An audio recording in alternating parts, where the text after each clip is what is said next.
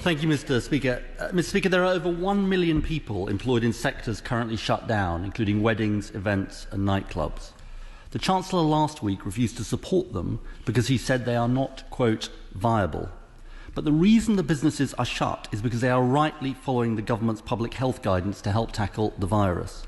As the person responsible for standing up for the businesses of this country, doesn't the Business Secretary think it is wrong, insulting and terrible for our long-term economic future as a country to write off as unviable these businesses and jobs which provide livelihoods for so many people in our country? Mr. Speaker, as the honourable gentleman knows, I do talk to businesses every day, as I know he does, and I know it is very difficult for many of them right now. But going back to the point about what the Chancellor announced, the job support scheme is targeted to support jobs and business facing lower demand, and some of them will be facing lower demand over the coming months. And he will also know that the measures have been welcomed by business groups and indeed trade unions. And the TUC said, and I quote, "The Chancellor has listened and done the right thing." In addition to JSS, of course, there are other measures available to support all businesses across the country.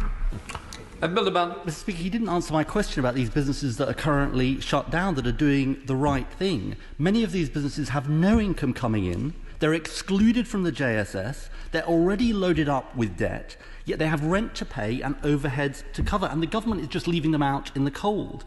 I believe these were good, viable businesses before the pandemic. They were good enough for government to support them back in March, and we need them for our economy after the crisis is over. Will he stand up for these businesses that need help and give them the support they need to help at least survive the crisis?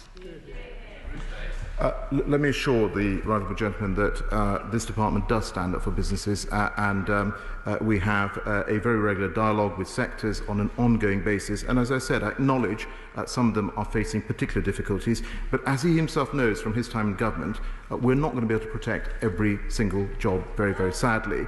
But that is why we're providing extra support in the welfare system, but also really importantly in terms of support with skills and indeed apprenticeships and the Kickstart scheme for young people, so that we can help people into better jobs.